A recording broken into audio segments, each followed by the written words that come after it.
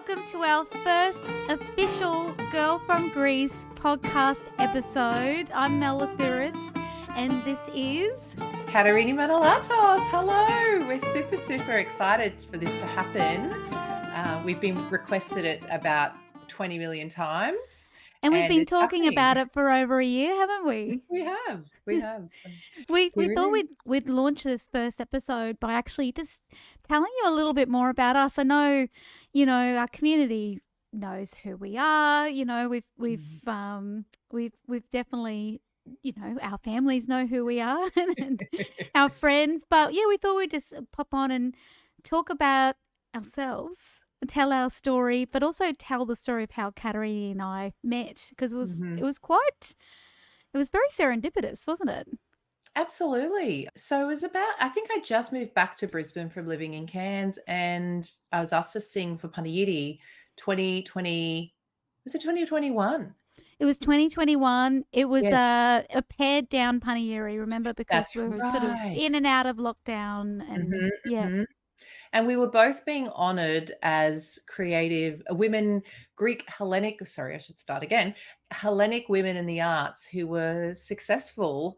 And Mel Lathouras and Katerini Manolatos were plopped in between Maria Callas the two and Nana goats. Mouskouri. No, it was so funny. I thought it was hilarious.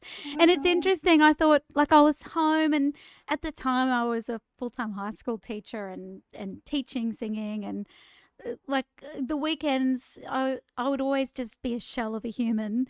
And I thought, no, you are going to rip yourself off the couch now. I nearly wasn't going to come over, and it's literally I could throw a rock and hit the Greek club. So I'm like, no excuse, you don't have to get in your car. So I got myself dolled up, got across there, just thought it was hilarious seeing a picture of me between the two goats, Maria Callas and Nana Mouskouri. For those who don't know what goat means, I'm not being disrespectful. It's greatest of all time. Yes, it's not a Greek. Clarify. No. And then I looked and I saw this incredibly beautiful looking woman on the little placard, and read that she's a music therapist as well as an opera singer, and thought, oh my God, that's amazing. And then looked to my right, and there she is in real life about to sing. And honestly, Katerini, I'll never forget it. And I'm definitely not blowing smoke up your bottom. You've got one of those voices that literally just put goosebumps on your body. There are a lot of beautiful, beautiful singers in the world, and I pretty much love all voices, but there's only a very few that give me the full body visceral reaction, and that's what you did for me. And do you remember what you were singing? Do you remember what you were singing? I sung a few pieces. I know I sung actually a Nana Mouskouri piece, Odo Soniro. And I think I sung Hartinoto Fegaraki as well. So a couple of Hatzidakis pieces and some Theodorakis as well. So yeah, it was quite poignant that I sung those songs actually. Yeah, and I remember reading your bio thinking, who is this person that I don't know about? And I was like, I have to meet this person. This is just incredible. And it just began there, didn't it? Yeah, it did. Had a connection. And the little quarter Greek across the road. No, we have to give credit though to Vula Kasten. Oh, absolutely. Is one of those people who could just see that these two people needed to meet. She is literally the matchmaker, matching creatives with each other, and friends with each other. And she probably has done a bit of marital matchmaking too. Who knows? She maybe wouldn't put it past her that she is connected soulmates together. That's it, exactly. And then I suppose we just went on Instagram and Facebook and sort of friended each other, and then I don't know, it always just felt so familiar with you, Mel. Like it was just like meeting up with an old friend or a sister that I never had. It just fell into place really just naturally and organically.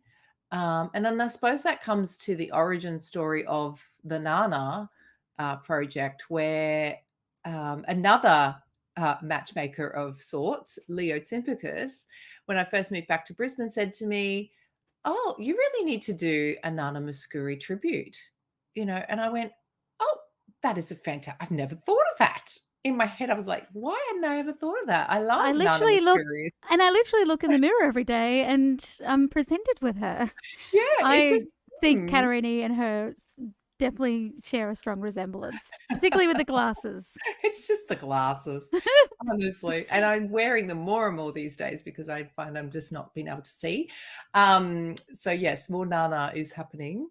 And so this spark happened where it just was this thought that just was plopped into my mind. And of course, with everything with Mel, we chat a couple of times a day or more, Yeah. and we And started I to said chat. to you, I didn't even know about that story, and I was like, "Hey, we should put on a Nana Mouskouri tribute, but we'll do it at the jazz club and we'll call it A Girl from Greece because that's the name of one of her, prominent jazz albums." And you're like, "Oh my god, do do do do do do do do," and told me the story. And then yeah, it was actually we were doing a Christmas concert. This was a couple of years ago with Elenikis Fornes, which is conducted by the incredible Christina Zidi Lignos and her partner George, who plays piano. And yeah, tell the rest of the story. How we Oh, came.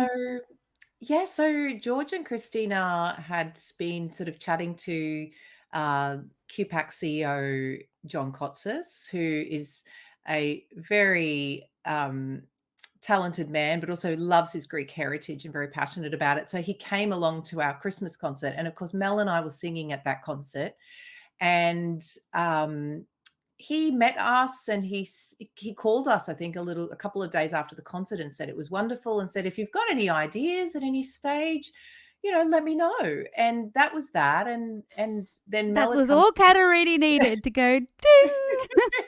And so when Mel mentioned the jazz club, I was like, "Well, hang on a minute. Why don't we try this?" And so we pitched the idea of a Nana Mouskouri show. Originally, it was a play, and it was based around our love for Nana and the massive amount of fans that she has worldwide, and interestingly enough, the big fan base that she has in Brisbane and Queensland, based around her 70s concerts. And she came out twice during the 70s, and Australia fell in love with her, not just because of that, but her television show. And so there was a very strong connection in Queensland with Fanana. So it sort of started there. It started then talking about our family stories. Yeah, that's it. We were trying to weave all of it in, weren't we, with this play? So, talking about diaspora and then connecting it back to Nana. And Mhm. we also got to meet some incredible people through the process and also uncover a lot of personal family stories that we didn't even know about. You Mm. found your beautiful grandmother's tape recordings.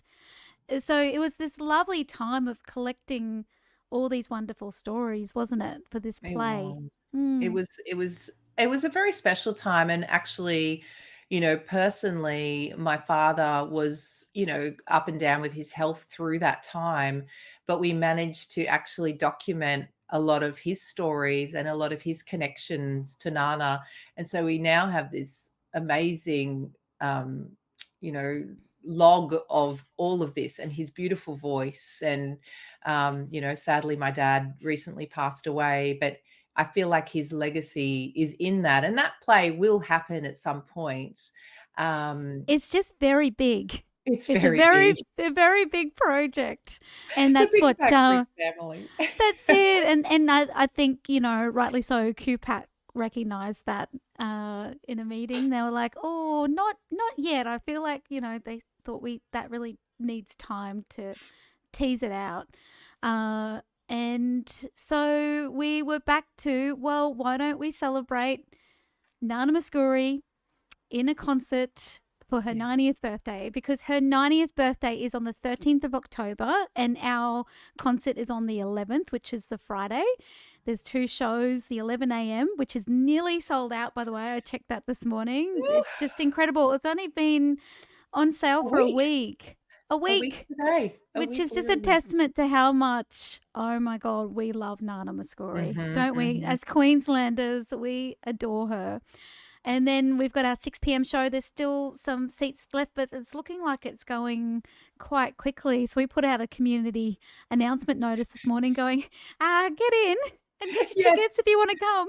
I know what you're missing out. Absolutely not. No, so it does feel, like a dream come true that we are being able to honor her, and she's had such a huge impact on our lives musically and culturally, that and our family and friends' lives, that it's the way to honor her. I mean, she does that herself. She loves to celebrate her birthdays with tours and with concerts because music is the best way to celebrate. So Mm, we feel like it really does honor who she is, the love that she has for her fans and her people and the music. And yeah, we just holding that torch bright for her. mm. Mm. And I tell you what, talk about the process of deciding what to sing. It's been an ordeal. Yes. We actually put a call out to the community, and we got a lot of excellent feedback. Yeah. The general consensus was, well, you have to do White Rose of Athens. Yes. So we've decided not to do it. No, joke. It's That out. was a It's out. bad joke.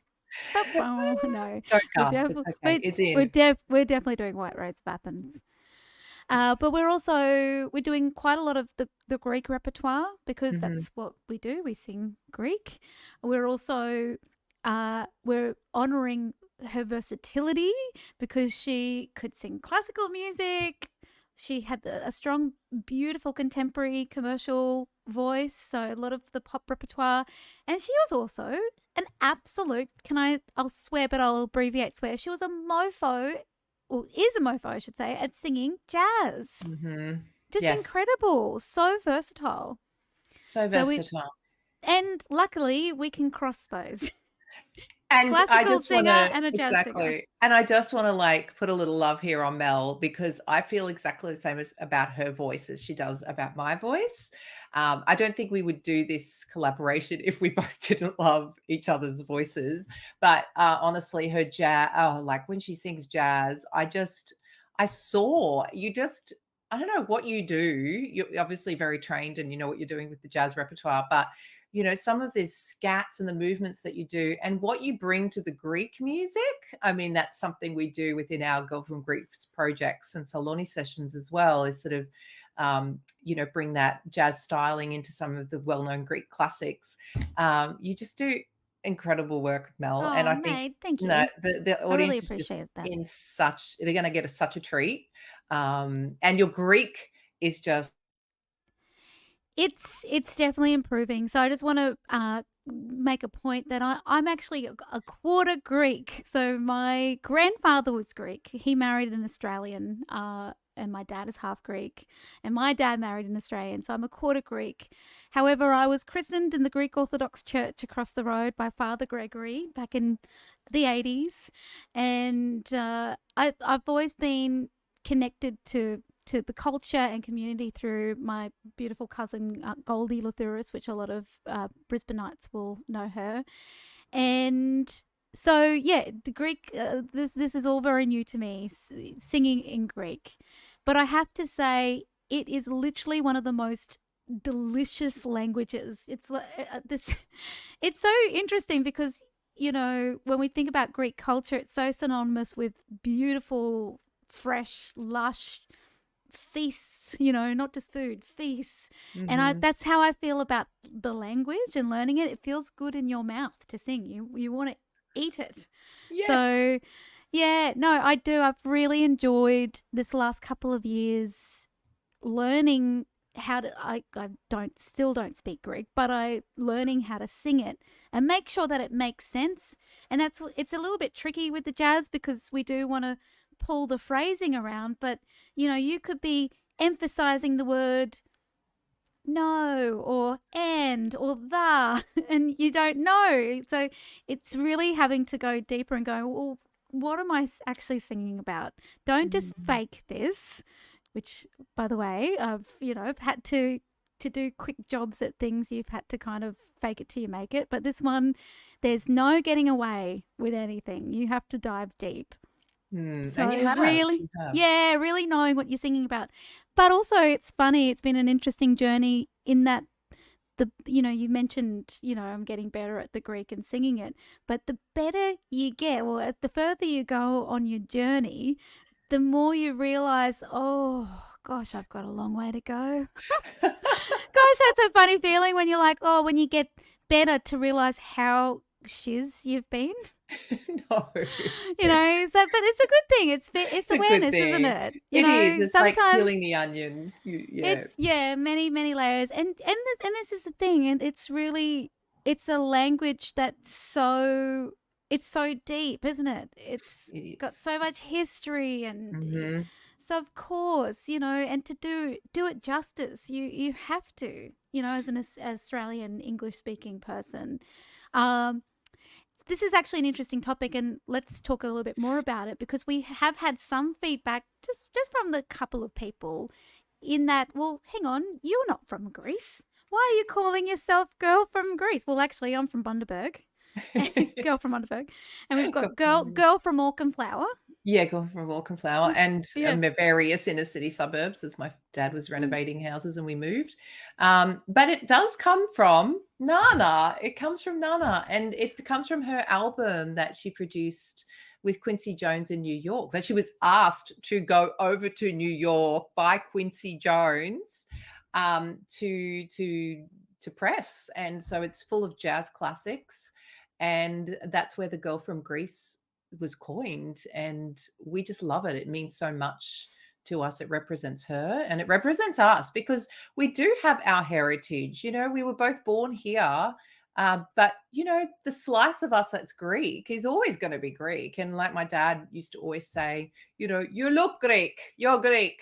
Or you like soccer, or you like, feta, you're Greek. So it's a very embracing community, I feel. And Mm, we're absolutely. keeping that language and culture alive in Australia, which That's is it. I think that's an important thing to say, is that, yeah, we are very, very passionate about being cultural ambassadors, aren't we? So my absolutely. little quarter Greek, I've always been so proud of it. Ever since I was Yeah. a little girl, dressing up in national costume and walking around the showgrounds in Bundaberg. But it's so true what your dad said. It's like, well, no, if you say you are, Mm. and welcome. It's, yeah, we are very lucky to be an embracing community. Yeah.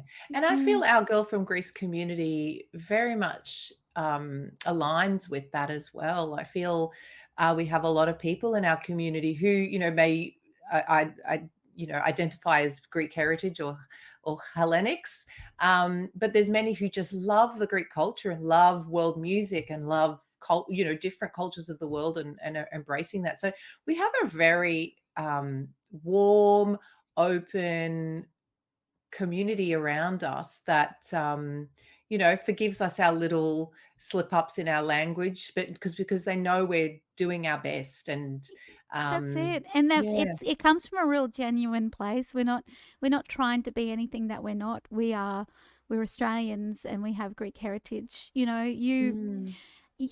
For you, you've definitely grown up with a stronger, obviously two Greek parents, and you can speak the language as well. And one of the beautiful things when you travel to Greece, and because you've traveled all through Greece and sung, a lot of the Greek people would reflect back to you that, oh, we love your accent. Yes. It's refreshing.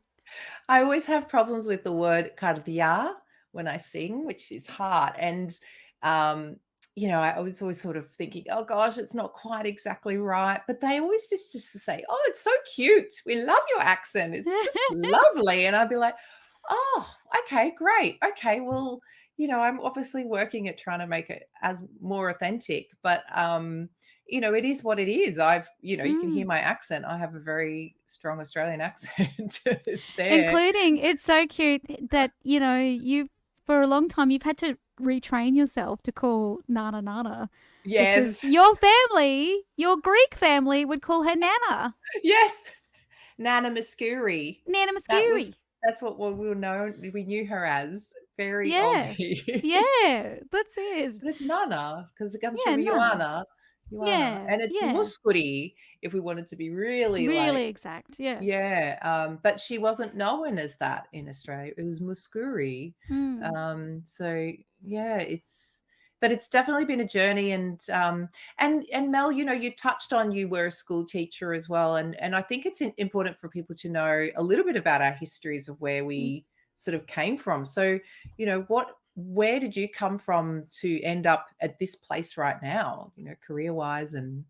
Yeah, yeah. Mm. That's a good question. I try not to go back into the past. No, Not too far back.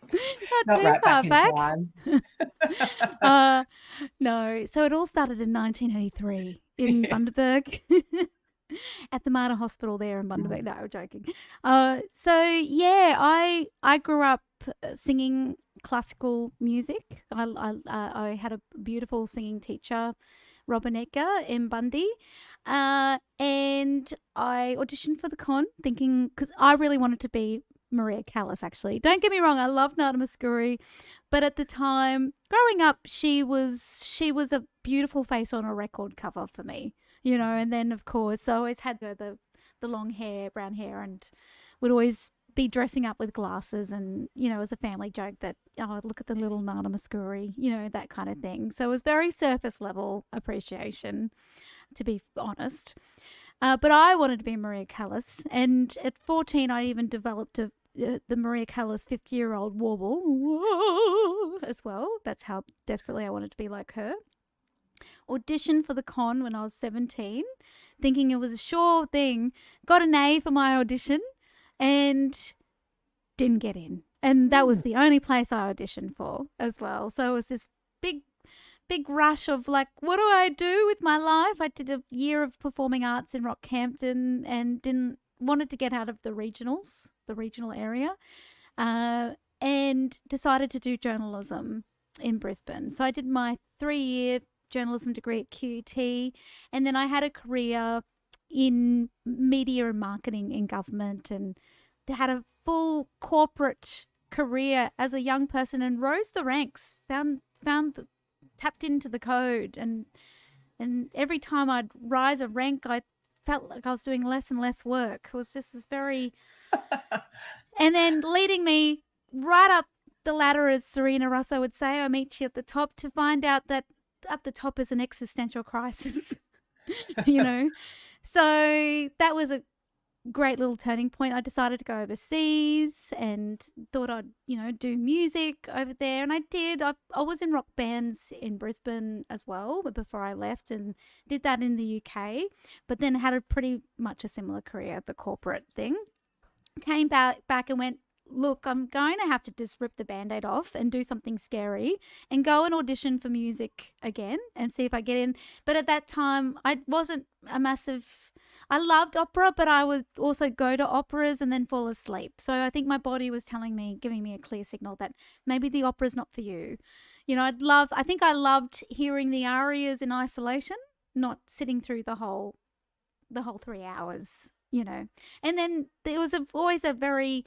I don't want to diminish this beautiful artwork that is opera, but the ending was always the woman died with consumption. It's like, spoiler alert, we all know what's going to happen to Mimi. We all know what's going to happen to Madame Butterfly. And strangely, those operas were written by men. So what do they have in... They had What do I something... have in common with that? Yes. Yeah, exactly. So anyway, at that time, I discovered jazz. Well, I grew up listening to jazz and loved it, but thought I'd really give it a crack. Went and auditioned and got into jazz school. Did my master's at the Con with the vocal pedagogy, and then did the music studies in jazz. And then decided, oh, I better do a bit of teaching because I love teaching. I love coaching. I love helping people get from point A to point B. It's just one of those things. So I did that for a bit. And then I did 1 year of education, the grad dip, and then thought, oh, this is a sure thing. I should just get into high school teaching. Loved the job, love young people. I think young people will save us because I honestly believe they are quite phenomenal. Didn't quite like the system as such. It's a profession that you really have to be in it for the hog, and you're navigating a lot of very complex situations. So, and I don't think the whole system of putting a mixed melting pot of different children in a room with all different needs, whether they're social, whether they're emotional, whether they're intellectual and learning, and also the fact that they're all going through hormonal changes. It's such an important period of growth.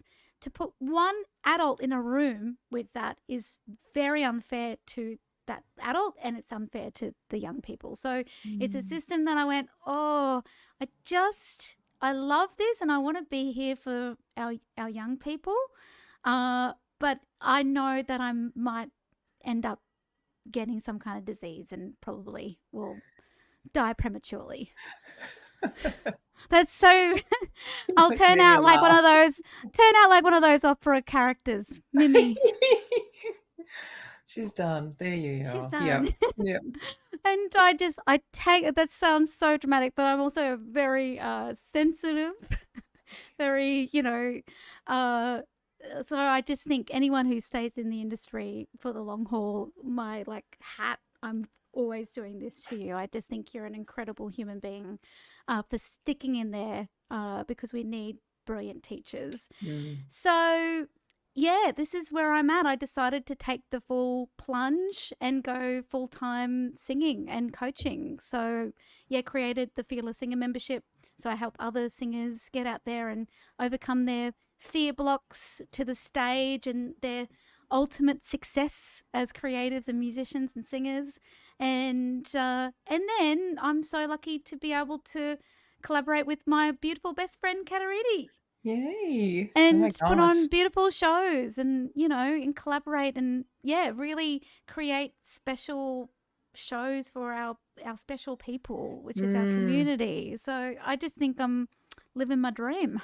Well, yeah, and I think you are a fearless singer. You have graduated from your program. I feel like it's like you are the symbol of what you can do when you just go for it and put your mind to it, and obviously have all that training behind you. Let's not discount all of that. But absolutely, but I think the big part is really looking at this and going, okay, well, what's stopping us? Being curious about, well, what is it? For a long time, for a good maybe year and a half, I felt like a bit of an imposter as the little quarter Greek singing Greek music. Do you know what I mean? And that's a block. Of course, there'll be people that think that, like, what is she doing? But there's a lot of people that wouldn't. And also, it's none of my business what anyone thinks about me. That's right. So, I'm not going to let that stop me from, one, exploring a language that is in my DNA and exploring a culture that's there. And also to be collaborating in the community with another beautiful creative. And also, we're doing this. Yes, it makes us feel whole and fulfilled, but we are actually doing this for others.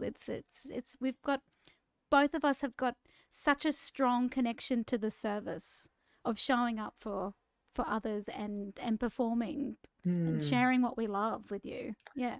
Absolutely. Oh, yes. Anyway, that was very long-winded. I hope no one just turned off and went, yeah.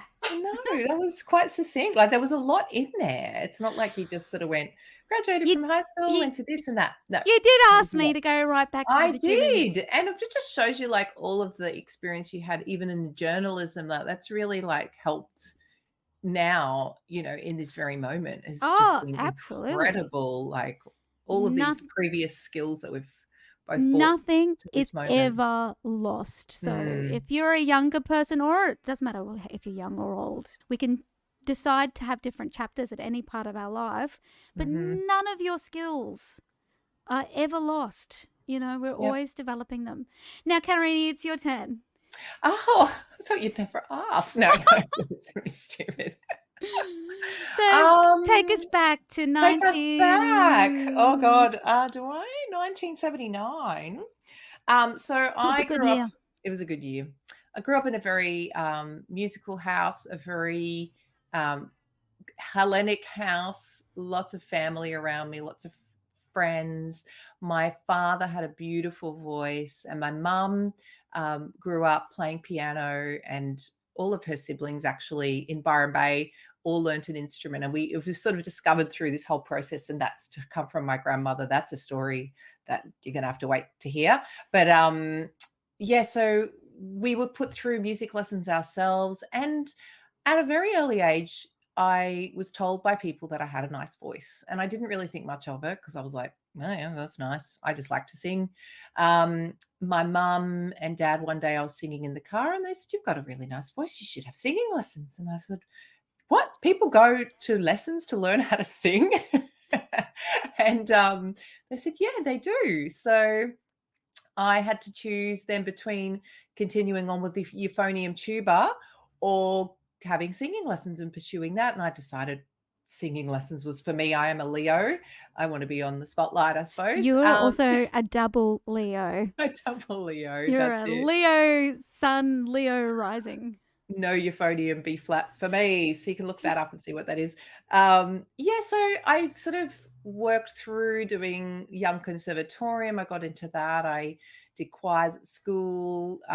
And around the time of making a decision about university and the next step after high school, I just felt very similar. I suppose I'm not going to say similar to Nana, but I feel like influenced by Nana, I just kept following the thread that was in front of me, which was to continue on and sing. And so I auditioned for the conservatorium, UQ, and I think those two at the time. And I got into both, and I decided on the conservatorium and got in doing classical voice and opera, and was not prepared for that. It was a huge step as a little 17-year-old to sort of enter this world of quite competitive and serious singing. But I did it, and I really learnt a lot. I had a great teacher, a couple of great teachers during that time. Adele Nisbet was one of them, and kept pursuing. It came to sort of the end, and I didn't know what I wanted to do. And Adele sort of said, "Why don't you do your AMUS, which is your like an associate of music with AMEB, just to sort of keep you going and see what you think." So I did that, and at the same time, I saw an ad in the paper for music therapy. This is how we used to get information in those days, through the newspaper. Saw Felicity Baker, Professor Felicity Baker, talking about stroke rehab and the use of music and singing. And I just went, this is for me. I mean, I'd been singing on lots of big stages. My first performance was at 12 at King George Square, singing the national anthem of Greece and Australia. And I'd sung at Panegyri a couple of times. I, did a lot of charity singing during all of that time through my performances, lots of nursing homes as well, where my grandmother was. And I really loved what I used to get from the audience. It wasn't so much about how, I was in the limelight, actually. It was actually the connection I would have with the audience. And I thought, I've got to harness this, because this is what I love about singing. Similar to you, Mel, with the opera singing. I always loved to sing it, but actually sitting through Julius Caesar, I was like, "Oh, where's my favorite arias? Where's the rest?" And I do love it. It's a beautiful art form, and I love singing it, and I have a lot of respect, but it just didn't feel like the right fit for me. So I auditioned for a master's in music therapy, and I got into that, and I continued doing that. I think it's also important to note that I lacked a lot of confidence in singing. I feel like, to be totally transparent about that, people would say you have a beautiful voice, but I didn't believe it. And my parents would always be saying, Katerini, you could be singing on the big stages. And, funnily enough, I had a masterclass where Richard Miller asked me to go to New York, and it just went over my head. And he's quite a big pedagogue and had part of the big school over there for opera and singing. And I was like, okay. I didn't think I was good enough. I just didn't think that comment was, real, I suppose. And so a lot of doubt was there with my singing, but I still kept singing. I still enjoyed it. Finished music therapy, loved it, thought I would work with kids, and ended up working with adults, and also in lots of different settings, like in child safety, in juvenile justice, in palliative care, in neurodivergence. Loved it, still do. But then something happened, and something switched with me, and I fell back in love with the Greek repertoire, and that has a lot to do with my dad. And just felt that my voice felt very at home in the repertoire. It felt so at home in that repertoire than any other type of music I had sung before. And I sort of tried to explore that a little bit. I collaborated when I was living in Cairns with a great guitarist, Paul Chantrill, and we came up with our little group called the Musical Odyssey, where we would travel to Greece and around Australia performing, and still loved doing that, but still wasn't totally convinced that I was meant to be doing it, or was valued and held space in that area.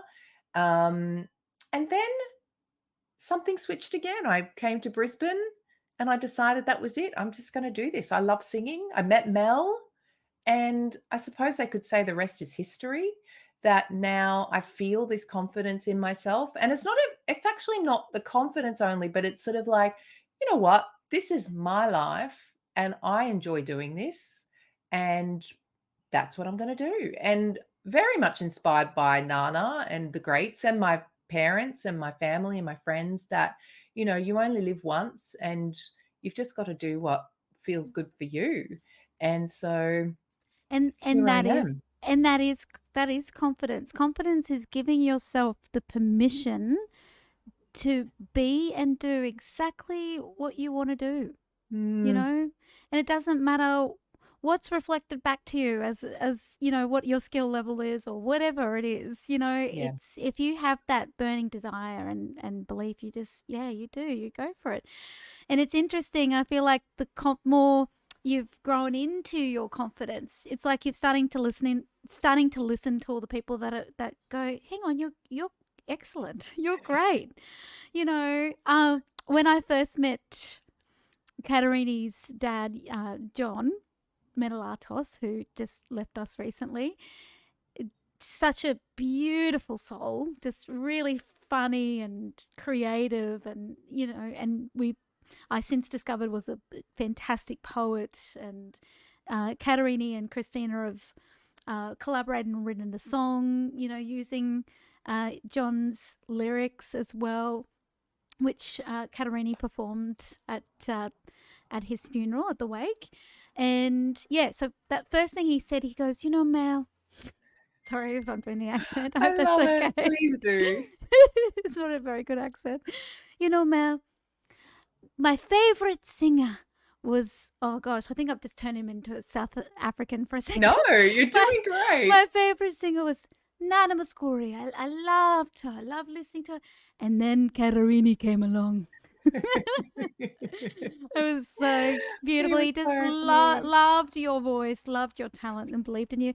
And I want to also make a big shout out to your mum, Mm. Kos Manolatos, who is literally not just Katerini's best PR, press agent, booking agent, all of the All the things. above. She's one of the best connectors, salespeople, Oh, and she is, just yeah. speaks so highly and just loves you and your talent. Obviously, Yeah. she's your mother, but I honestly think mums also know when it's like my mum knowing that I would really like to be a dancer, and my mum would go, "Darling, you good on you for dancing because it makes you happy, but you've got a very good singing voice, that kind of thing. And So, you do. See, yeah. imagine if you went to dancing, that the world would be missing out on that voice. It's like she just Well, knew.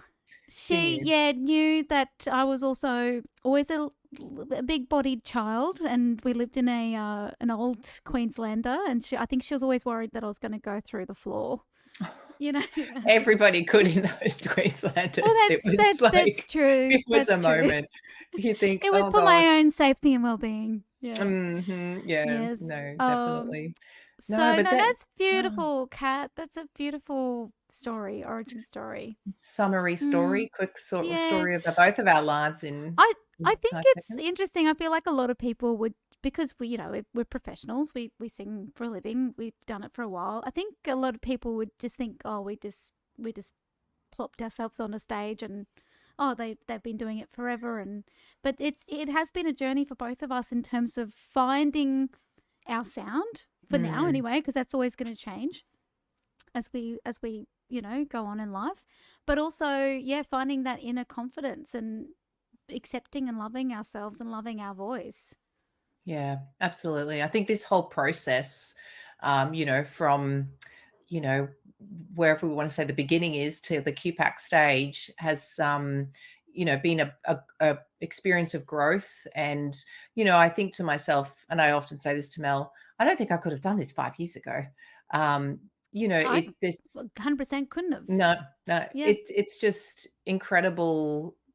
The and Yeah, just that, even the regulation it takes us, which is the self-regulation, is how we sort of you control your feelings and your emotions, and how that, is um processed by your body, but us also externally how it presents as well.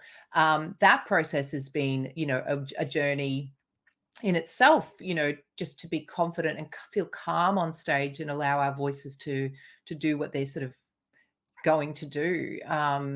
So yeah, there's so many levels within how we've gotten to this point.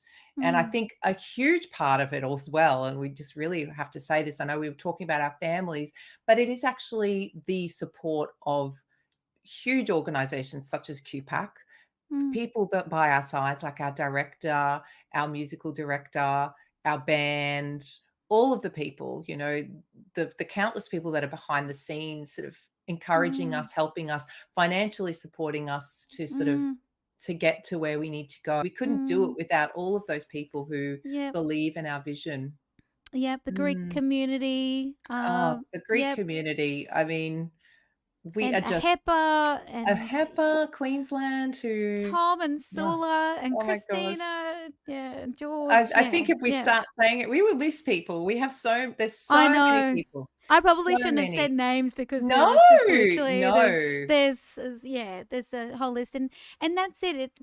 They talk about it takes a village to raise a child.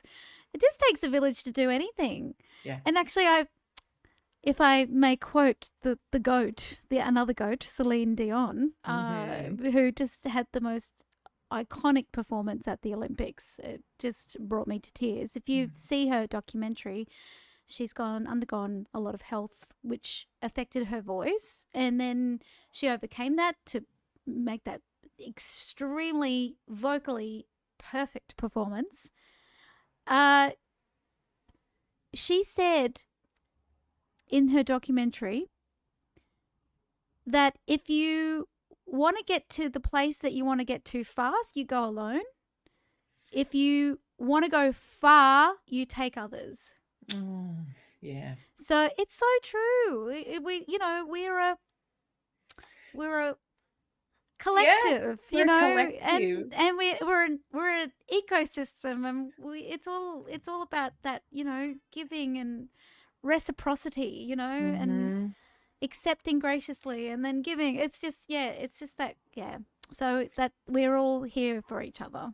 Absolutely, and we say this Mm. to our Girl from Greece people all the time, to all of you, once you've come to a gig or once you've liked our page, you are part of our community forever. Like, you're not going anywhere, whether you like it or not.